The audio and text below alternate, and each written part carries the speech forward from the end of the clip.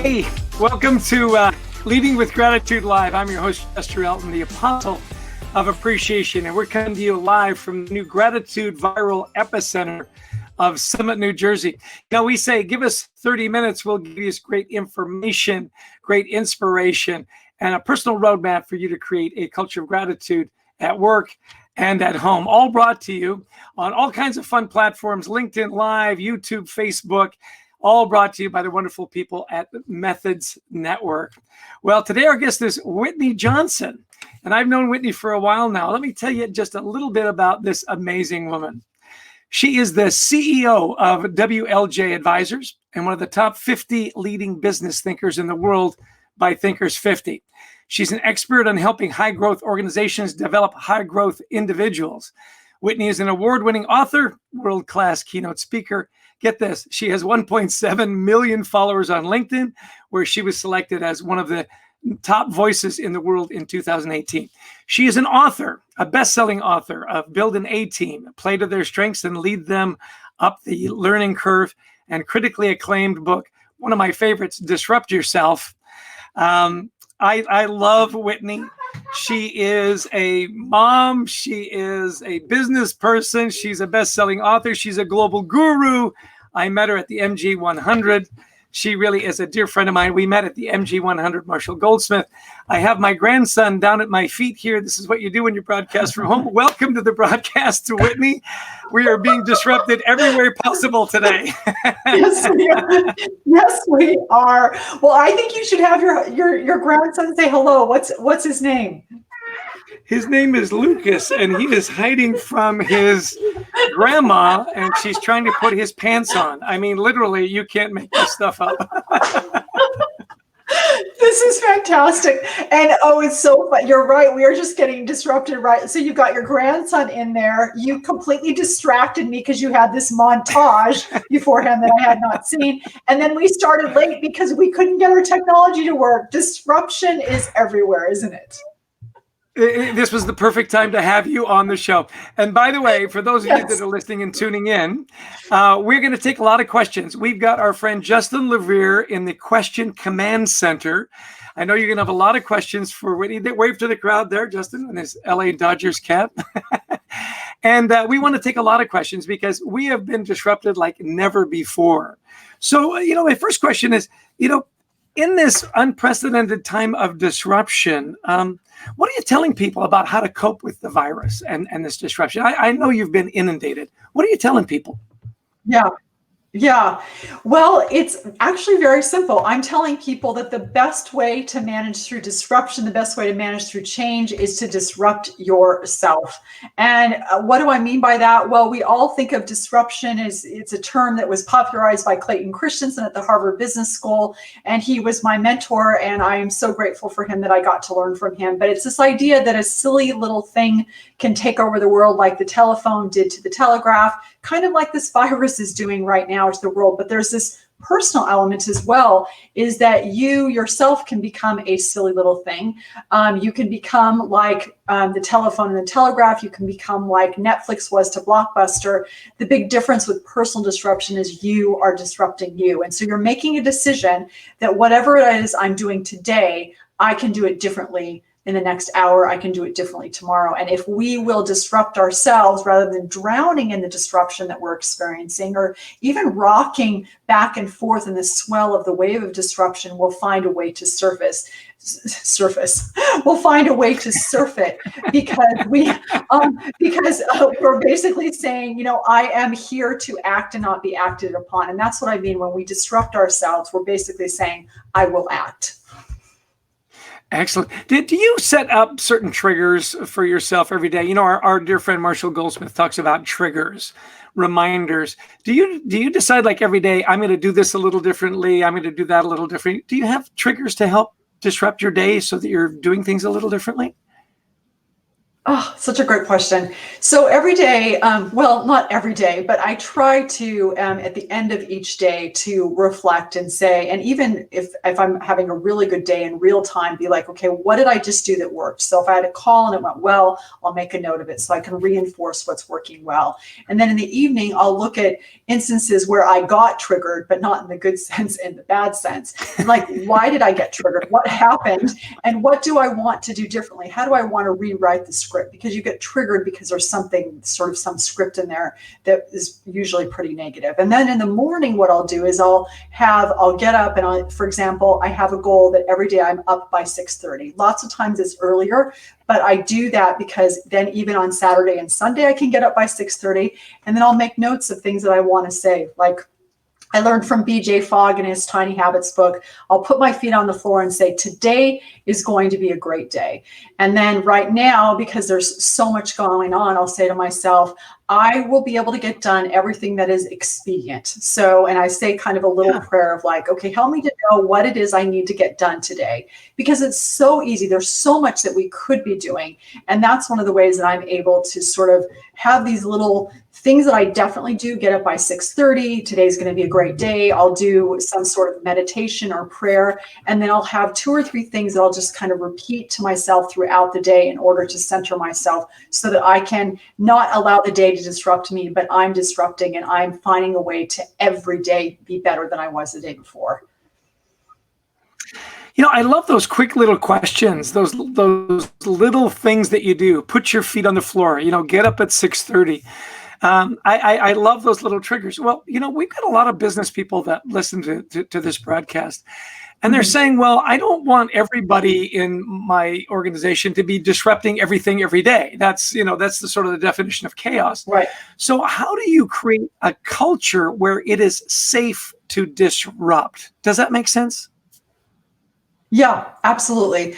Well, I mean, you're hitting on a really important point, because one of the things that we need to be able to do is, in order to disrupt, you need to also, you know, in order to set sail to a ship, there also need to be harbors. You need to have, there needs to be a both and. And if you think about one of the things, the frameworks that we have developed is this S curve of learning, which was, the S curve was popularized by E.M. Rogers in 1962. Well, we reimagined the S curve to help us understand how people learn and how they grow and how they develop. And one of the things that we're finding right now, and can also happen in an organization, is that certainly right now, we're all at the launch point. We're all at the low end of that S curve. And, but in a regular organization on a team, you've got some people who are at the launch point of that S curve, some people who are in the sweet spot of the S curve, some people are at the high end of that S curve. And there are different roles that, you know, as you're structuring and building a team, you're going to have at any given time a few people who are at the launch point who have just disrupted themselves. But you've got about 70% of your people who are in the sweet spot, where they're moving things forward, but they're also stabilizing things. And you've got people at the high end who are going to eventually jump, but they are very much the stabilizing and anchoring force inside of the organization. So there is a time to disrupt, and then there's a time to set sail, if you will, and a time to be the harbor. I love that analogy of the safe harbor. Everybody needs a safe harbor, especially now. Well, you know, the thing I love about your work is it truly is universal. I mean, you've literally done this all over the world, haven't you? Yeah, absolutely. Absolutely. Yeah. In fact, I was just thinking, so my last book I launched, Build an A Team, in May of 2018. So about 2 years ago. And when I did, I went over to India and I got to launch it there. And I was just thinking, I don't know what made me think of this, but I got to go to the Taj Mahal. Oh, I know why, because we were watching on TV Belgravia. It's like the younger sister to Downton Abbey. And they were talking about going to India and seeing the Taj Mahal. And I was just thinking, oh, how wonderful. It was such an exciting experience to be there. So yes, the short answer to your question is I have taught the frameworks of personal disruption all over the world. Because, you know, we have quite an international audience today. We've got people tuning in from Fiji. How great is that? Saudi Arabia, Canada, Peru, Finland, Brazil, Cameroon, and I'm sure somebody from New Jersey, which of course is my home state. Really quick, Justin, in the question command center, you know, let's see if we can stump our damsel of disruption here, Whitney Johnson. What have you got for us? I think the person watching there in New Jersey is probably somebody in your family, Chester. That's my guess. So, yeah, we've got some good stuff flowing in here. And speaking of an international audience, Abraham Patel from Mumbai has written in and is asking, what does he say here? Is innovation the same thing as disruption? Oh, good question. That's a great question.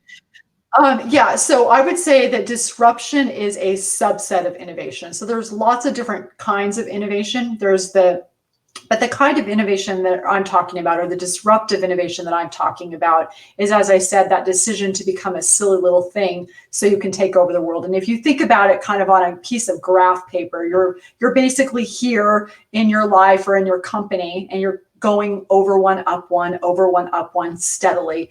And when you disrupt yourself, you're making that decision to move from here down to here. So on this y-axis of success, because you believe that over time it will be over one, up three, or over one, up five. And what's fascinating about the experience that we're all having right now is that we were here at 10 and we're now at 8. And so the question is, we didn't have to make the decision. We didn't get to choose. We were just all disrupted. The question we all need to ask and answer for ourselves is, what will I do? Will I put in place the behaviors, the actions that allow me to be over one, up three, or over one, up five? It's a very difficult time, but it's also a very exciting and thrilling time if we will let it be that.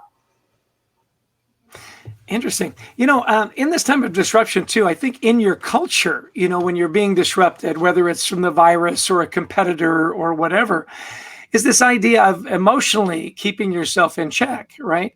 My dad had this great saying. He said, you have to choose to be offended.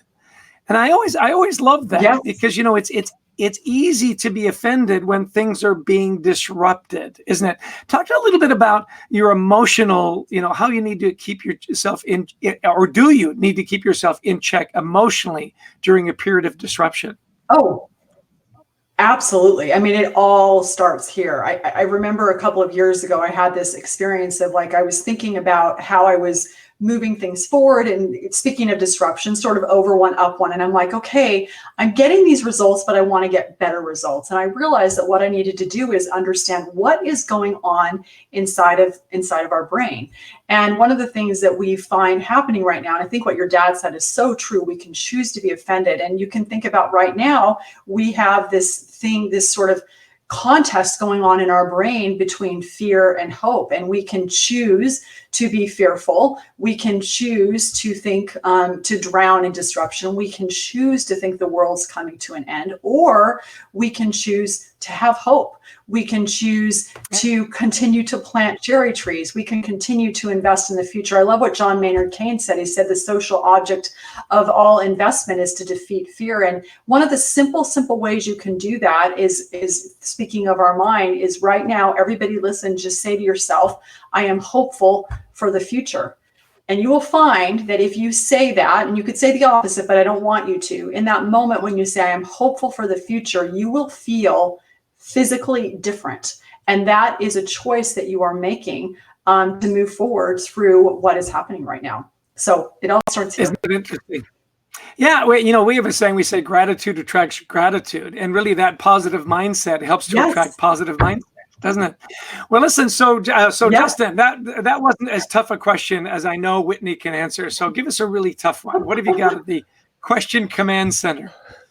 Okay, let's do that. I've got one for you. So 30 minutes ago, an hour ago, we were all on a live broadcast with Marshall Goldsmith and Dr. Jim Kim, who is the former president of the World Bank and is currently vice chairman of Partners in Health. So I'm going to tee one up for you here because I know you were both viewing that particular live broadcast. There was something that was said. Let's see here. This pandemic requires great leadership from everyone is a statement that Dr. Kim said. And what I'd like you to do is maybe talk about the simple but not easy disruption that Jim Kim and his Partners in Health are doing, and that we can all do, whether that's with Partners in Health, but what we can do from a personal standpoint in this time of disruption. Tougher for you? Yeah. It is tougher. First of all, and Chester, you can help out. But I mean, first of all, it was so inspiring. Dr. Jim Kim, he, as Justin was saying, was Partners in Health and has done some really, really good work in beating back viruses and pandemics and epidemics, et cetera. And so some of the things that he mentioned, and I was especially inspired to do, is to first of all just demand from our leaders that they do something about this. He talked about how, we're using a bazooka to solve the financial crisis and we're using a squirt gun to solve the public health crisis. And yet if we don't solve the public health crisis, the financial crisis will continue to perpetuate.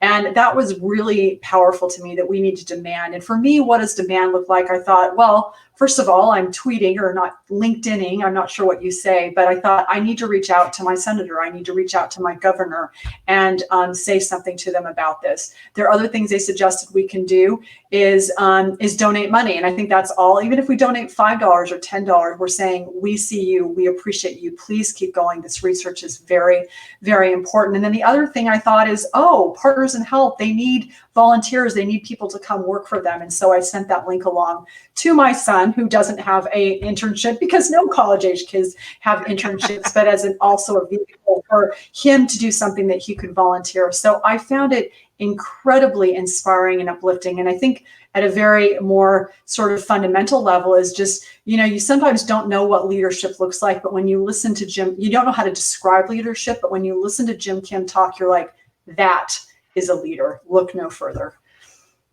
Right. It was funny, while he was talking, I had the same impression. I actually looked up leader in the dictionary and there was a picture of Jim Kim. I mean, it was that simple. He really is amazing. I do love where he doesn't just give you the ideas, right? He says there's a call to action, volunteer, give money, call your senator. It seems to me so interesting that for much of this, we've been isolating in place or whatever you want to call it. And we sit here and we just hope things are going to get better. And I love the old saying, hope is not a strategy, right? We're pray for a miracle. Okay, I can do that. Yeah. Wouldn't it be better if I volunteered and went door to door? I love the idea of when disruption hits, step back and say, what can I do? How can I help? Mm-hmm. So it brings me to my next question for you, Whitney, is how have you dealt with the disruption in your family life? Because it's not just a disruption professionally. It's clearly a disruption in our families. Kids aren't going to school. They're at home. We noticed that just people were eating more. My son would come over and just clean us out of food. So what are some of the ways that you've handled the disruption in your family during the virus? Yeah, so it's a great question. So we have two children. We have a son who's in college, and we have a daughter who is taking a gap year, and then she's going to University of Virginia. So that hasn't changed much for her. I think the one place that we've definitely seen this is with our son who's in college, and the college ended early. And he stayed there and is coming home in the next couple of days, but really trying to figure out for young people or young adults who are, 20 and 22 and 24, is being able to be in a place where we say to them, okay, we understand that this is hard because you're not sure what to do with yourself. You had a plan and now that plan's not going to work. And at the same, learn to have empathy, as well as then say, so now what are you going to do? One of the things I said to him, and I will say to any young person who will listen to me, is I think that we're in a really interesting moment where you may not be able to get a job this summer. And so, which means you won't be able to earn any money, but you can go volunteer and not earn any money and have an experience that will really make a difference for you and for the people around you. And I wonder, I don't know, but I think that during wars in the past, World War II, certainly people would ask things like, well, where were you? What did you do during the war? And I do think that question will also get asked. What did you do? How did you contribute during the COVID-19 pandemic? I love what you're saying there, because it's a legacy play, right? What will your legacy be? What will you be remembered for? And to the point of leadership is great leaders are forged in hard times, not good times. It's easy to be a leader when everything's going great, right? What do you do when things are going badly? Well, Justin, let's go back to the question command center. What's our next question for our damsel of disruption? Are the questions going to keep getting harder, Justin? You better believe it. Go. Okay, I'll tell you what. I'll tee up a softball one. Just this one's for you, Whitney. It's going to come from a friend.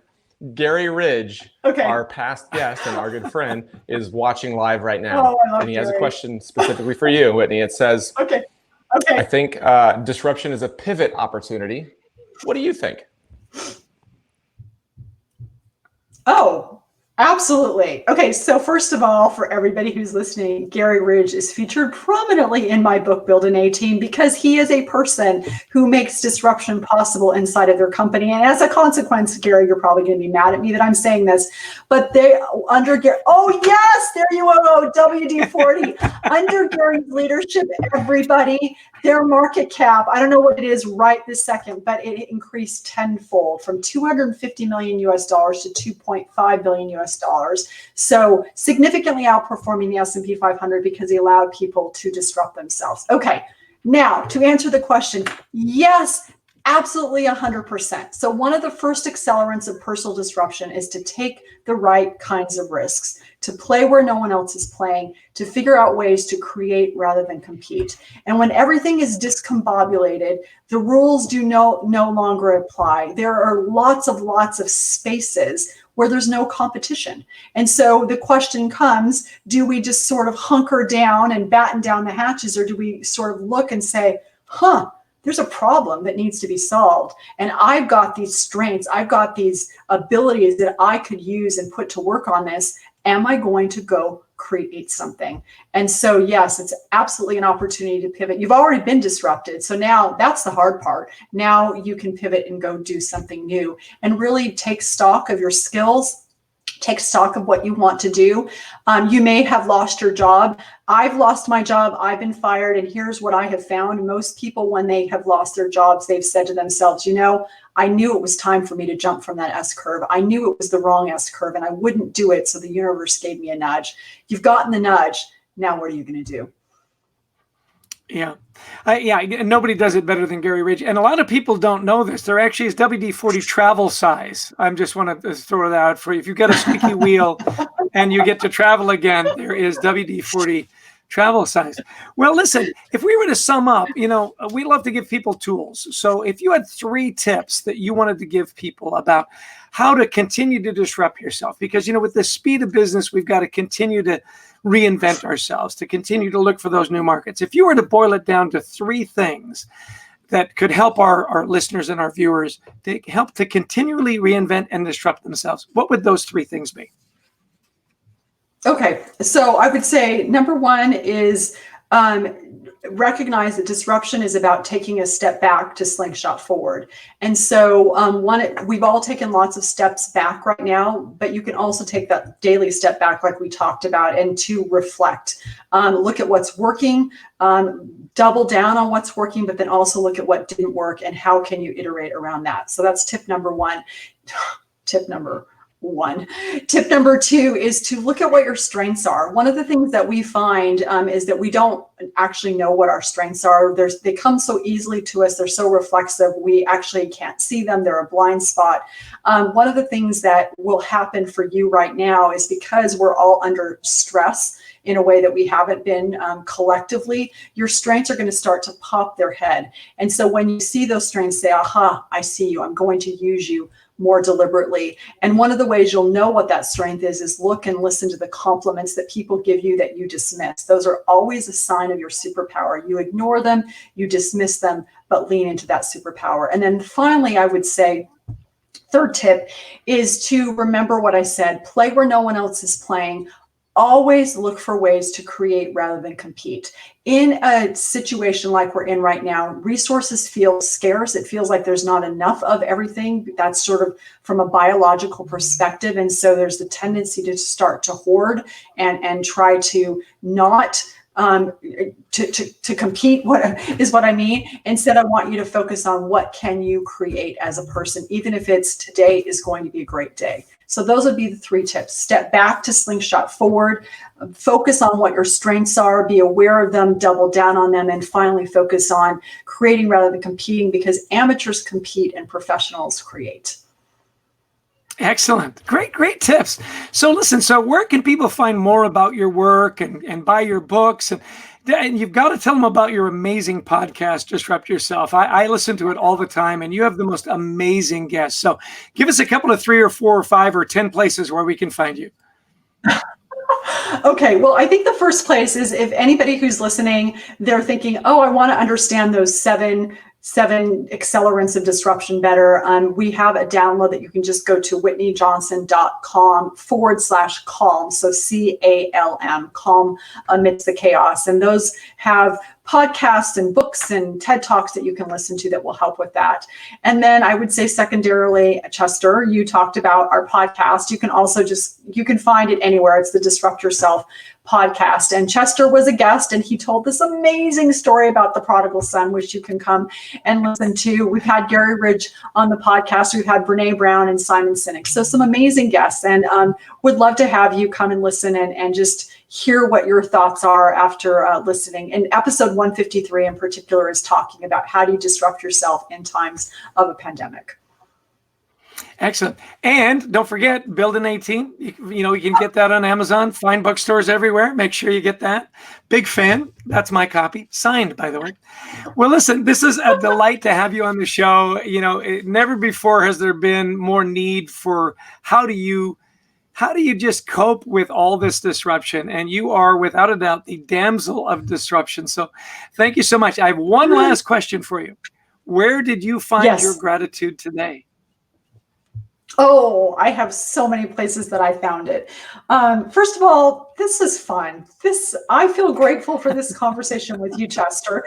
Second of all, as we were trying to get online, we were having lots of technical difficulties. And so Brent on Chester's team, our actual colleague, was able to come in and troubleshoot. I was grateful for that. Another thing I was grateful for is a person on my team. I'm doing a podcast interview this afternoon with David Peterson, who some of you know, who's a colleague of ours. And she helped me prep my questions. Very grateful for that. And then finally, the thing I think sort of most inspiring today was listening to Dr. Jim Kim. I was just really grateful and very moved by him and his leadership and what he is doing to make a difference in our world. And he really helped me want to step up. And so I'm very, very grateful for having been able to hear him. Excellent. You are the best. You are an amazing mom. You're an amazing wife. You're an amazing thinker. And you know what? I'm proud to call you one of my amazing friends. So thank you so much, Whitney. You're the best. Oh, thank you. Take care.